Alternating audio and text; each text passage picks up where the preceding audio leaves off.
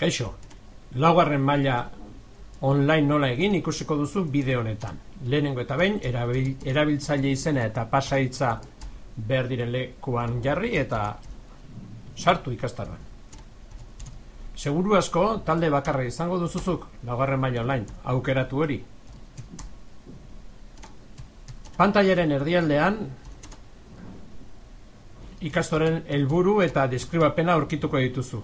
Adibidez, ikastaroaren berri ematen duen PDF fitxategia, ikastaroa gurutzean ikasleak ahoz naiz idatziz bete beharreko helburuak eta aberen deskribapena.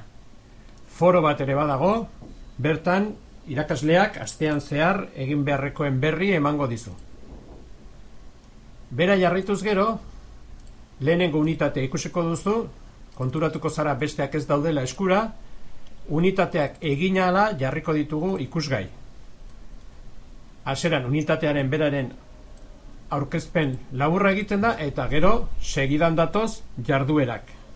Jarduerak ere datozen ordenan egin behar dira.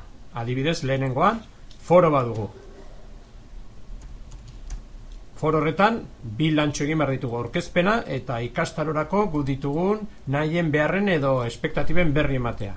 Horretarako, eztabaida berria hasi aukeratu,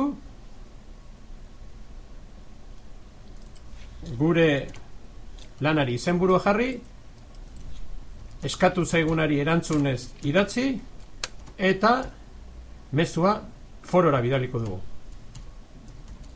Nahi izan ezkero, eranskin bat gehitzeko modu ere badaukagu.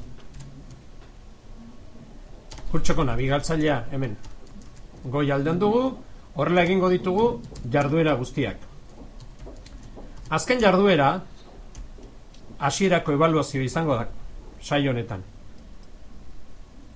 Hau ere, hementxe jartzen digu zer egin behar dugun, hasierako ebaluazioa, hemen daukagu lana, lan hori Word dokumentu batean idatzi behar duzue, zuen konputagailuan gorde, eta gero irakasleari bidali beste atxikitutako beste edozein fitxategi bezalaxe. Horretarako arakatu honi emango diogu, nahi dugun fitxategi aukeratu eta fitxategi hau igo aukeratuta irakasleari bidali.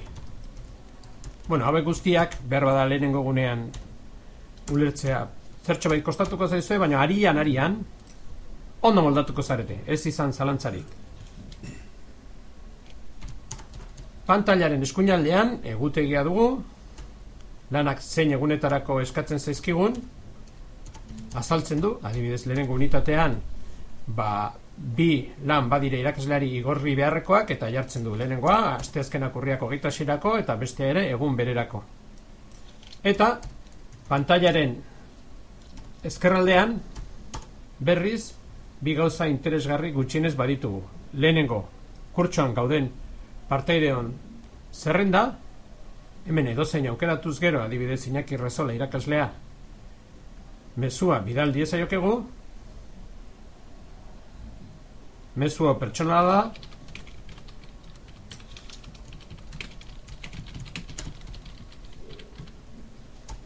eta ikastaroko plataformako mezulariaz gain, irakaslearen helbide korreo elektronikora ere iritsiko da.